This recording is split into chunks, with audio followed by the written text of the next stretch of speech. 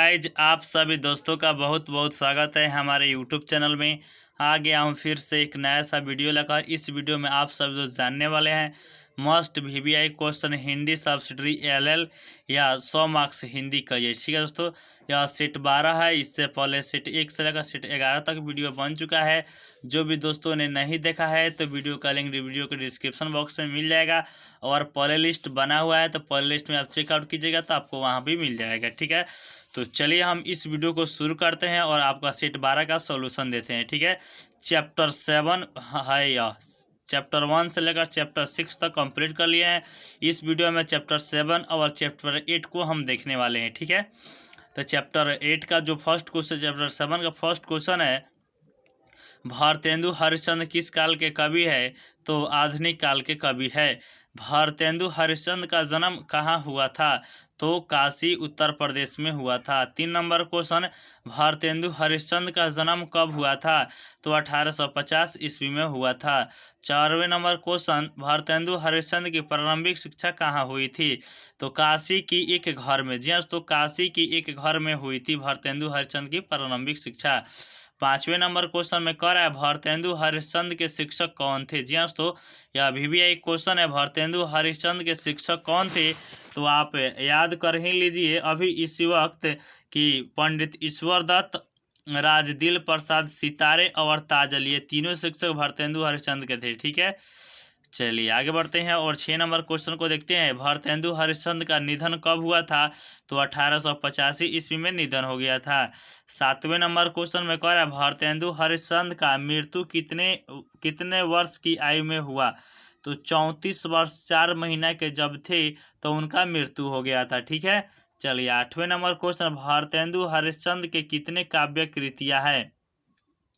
तो टोटल 70 है। ठीक है, चलिए 9 नंबर क्वेश्चन, भारतेंदु हरिश्चंद्र क्या थे? राजभक्त और देशभक्त। जी तो राजभक्त और देशभक्त दोनों थे। 10 नंबर क्वेश्चन, भारतेंदु हरिश्चंद्र ने पद के क्षेत्र में, पद होगा, पद के क्षेत्र में किस भाषा को अपनाया? तो ब्रज भाषा और खड़ी बोली को अपनाया है। 11 नंबर क्वेश्चन में कह रहा है भारतेंदु हरिश्चंद्र की खड़ी बोली की कविताएं कौन कौन है? तो दशरथ विलाप और फूलों का गुच्छा। ठीक है, चलिए 12 नंबर क्वेश्चन, भारतेंदु हरिश्चंद्र की काव्य कृति प्रेम फुलवारी में किस भाषा का प्रयोग हुआ है? तो ब्रज भाषा का। 13 नंबर क्वेश्चन में कह रहा है भारतेंदु हरिश्चंद्र उर्दू में किसे उपनाम से कविता लिखते थे? तो रसा से, रसा। 14 नंबर क्वेश्चन में कह रहा है भारत दुर्दशा किसकी रचना है? तो भारतेंदु हरिश्चंद्र की रचना है। यह वीवीआई क्वेश्चन है, एग्जाम में भी आया था। आप लोगों को मालूम होगा कि जो हिंदी ऑनर्स जिनका है उनको में आया था भारतेंदु हरिश्चंद्र। ठीक है, भारत दुर्दशा किसकी रचना है? तो भारतेंदु हरिश्चंद्र की। 15 नंबर क्वेश्चन में कह रहा है सत्य हरिश्चंद्र किसकी रचना है? तो भारतेंदु हरिश्चंद्र की सत्य हरिश्चंद्र रचना है। जी दोस्तों, एग्जाम के पॉइंट ऑफ व्यू से यह सब क्वेश्चन वीवीआई क्वेश्चन है। ठीक है दोस्तों, तो आप अच्छा से प्रिपरेशन कर लीजिए। चलिए 16 नंबर क्वेश्चन को देखते हैं, सत्य हरिश्चंद्र कैसी रचना है? तो एक मौलिक रचना है। ठीक है दोस्तों, तो ये 16 क्वेश्चन। अब चलिए आगे बढ़ते हैं, चैप्टर 8 है गया। ठीक है दोस्तों, चैप्टर 7 हम कंप्लीट करा दिए। टोटल उसमें कितने क्वेश्चन था? तो आप सभी दोस्तों ने देखा चैप्टर 7 में टोटल 16 क्वेश्चन हमने बताए हैं, जो कि वीवीआई क्वेश्चन था। आप वीवीआई क्वेश्चन के तौर पर 16 क्वेश्चन एग्जाम के पॉइंट ऑफ व्यू से तैयारी कर लीजिए, आपका एग्जाम क्लियर हो जाएगा। ठीक है, तो अब आगे देखते हैं। चैप्टर 8 है, तो चैप्टर 8 में 2 ठो दिया है। ठीक है दोस्तों, जिनका एक में दिया है कुब्जा, यहाँ पर आपको दिखाई देगा कुब्जा मैथिली शरण गुप्त का है, अंधकुणाल मैथिली शरण गुप्त। ठीक है दोस्तों, तो ये दो आपको इसी में हम बताने वाले हैं चैप्टर 8 में। ठीक है दोस्तों, तो चलिए चैप्टर 8 को हम शुरुआत करते हैं। तो कितने दोस्तों ने अभी तक वीडियो को लाइक नहीं किया तो यार वीडियो को लाइक कर दे, और चैनल पर पहली बार आए हैं तो चैनल को भी सब्सक्राइब कर बेल आइकन को प्रेस कर ले। ठीक है, तो चलिए हम आप सभी दोस्तों को चैप्टर 8 का जो मस्ट वीवीआई क्वेश्चन है उसका हम सोल्यूशन देते हैं, उसको हम बताते हैं। ठीक है, तो चलिए चैप्टर 8 का जो फर्स्ट क्वेश्चन है, मैथिली शरण गुप्त किस काल के कवि है? तो किस काल के कवि है? आधुनिक काल के। 2 नंबर क्वेश्चन, मैथिली शरण गुप्त का जन्म कहाँ हुआ था? तो चिरगांव में हुआ था। कहाँ हुआ था दोस्तों? चिरगांव में। 3 नंबर क्वेश्चन में कह रहा है मैथिली शरण गुप्त का जन्म कब हुआ था, तो 1886 ईस्वी में मैथिली शरण गुप्त का जन्म हुआ था।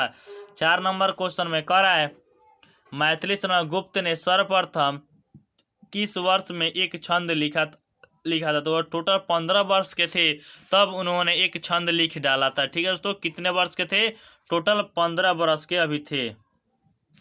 चलिए 5वें नंबर क्वेश्चन मैथिली शरण गुप्त के पिता का निधन कब हो गया था, तो कब हो गया था दोस्तों, तो 1903 ईस्वी में उनके पिताजी का निधन हो गया था। चलिए आगे बढ़ते हैं और 6 नंबर क्वेश्चन को देखते हैं मैथिली शरण गुप्त के माता का निधन कब हो गया था, तो माता का निधन 1905 ईस्वी में हो गया था। ठीक है, चलिए 7वें नंबर क्वेश्चन को देखते हैं मैथिली शरण गुप्त के प्रारंभिक शिक्षा कहाँ हुई थी, तो कहाँ हुई थी, चिरगांव में हुई थी।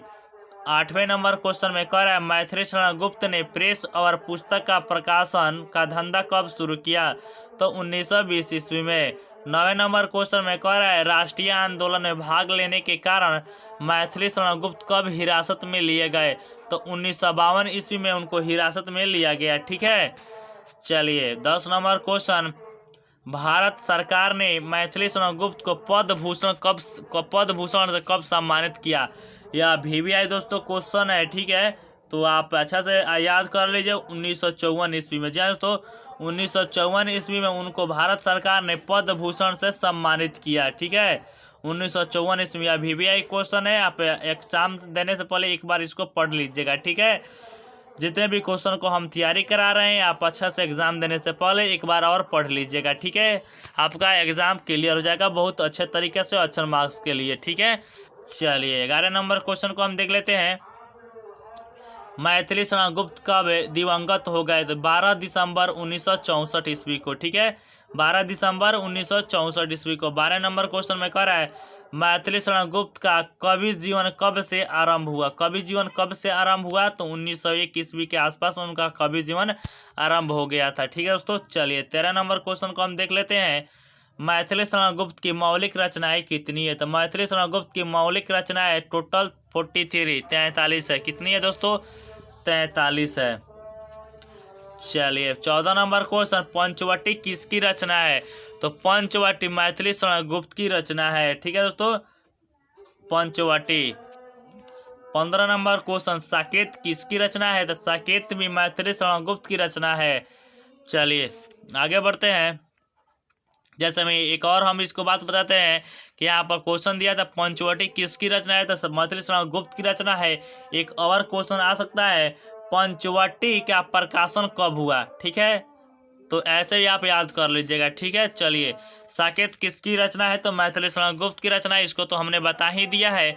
चलिए आगे बढ़ते हैं और 16 नंबर क्वेश्चन को देखते हैं साकेत का प्रकाशन कब हुआ। जैसे कि मैंने अभी बताया पंचवटी की रचना कब हुई, उनका प्रकाशन कब हुआ। जैसे साकेत की रचना किसके द्वारा हुई थी, मैथिली शरण गुप्त। और साकेत का प्रकाशन कब हुआ था, साकेत का प्रकाशन 1931 ईस्वी को हुआ है। ठीक है, चलिए आगे बढ़ते हैं और 17 नंबर क्वेश्चन को देखते हैं पंचवटी मैथिली शरण गुप्त का क्या है, तो एक रामायणीय खंड काव्य है। ठीक है, 18 नंबर क्वेश्चन द्वापर किसकी रचना है, तो द्वापर मैथिली शरण गुप्त की रचना। जितने मैथिली शरण गुप्त की रचना को हम बता रहे हैं एक बार आप अच्छा से पढ़कर जाइएगा एग्जाम देने से पहले।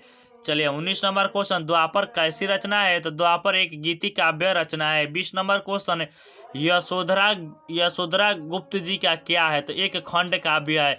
इसे एक और क्वेश्चन बन सकता है यशोधरा किसकी रचना है, तो मैथिली शरण गुप्त की रचना है। एक और क्वेश्चन हो गया। ठीक है, यशोधरा किसकी रचना है, तो मैथिली शरण गुप्त की रचना है। और कैसी रचना है, तो एक खंड काव्य है। 21 नंबर क्वेश्चन किसान गुप्त जी का क्या एक सामाजिक राजनीतिक खंड काव्य है। एक और क्वेश्चन इससे बन जाएगा किसान किसकी रचना है, तो किसान मैथिली शरण गुप्त की रचना है। किसान किसकी कैसी रचना है, तो किसान एक सामाजिक राजनीतिक खंड काव्य रचना है। ठीक है, इसे आप अच्छा से याद कर लीजिए। चलिए 22 नंबर क्वेश्चन कुब्जा गुप्त जी का किस काव्य का अंश है, तो किस काव्य का अंश है, तो द्वापर काव्य का अंश है। ठीक है, चलिए आगे बढ़ते हैं और 23 नंबर क्वेश्चन को देखते हैं कुब्जा में कुब्जा का चरित्र किस रूप में चित्रित किया गया है, तो किस रूप में चित्रित किया गया है, राधा की तरह और कृष्ण वियोगी के रूप में। ठीक है, तो यह चैप्टर 8 भी आपको कंप्लीट कर लिए दोस्तों। चैप्टर 9 चाहिए दोस्तों, चैप्टर 9 चाहिए तो आप कमेंट बॉक्स में जरूर से जरूर बताएं कि सर हमको चैप्टर 9 चाहिए, तो आपको चैप्टर 9 भी बनाकर दिया जाएगा। चलिए मिलते हैं आप सभी दोस्तों के कमेंट के अनुसार वीडियो लेकर, तब तक के लिए जय हिंद जय भारत।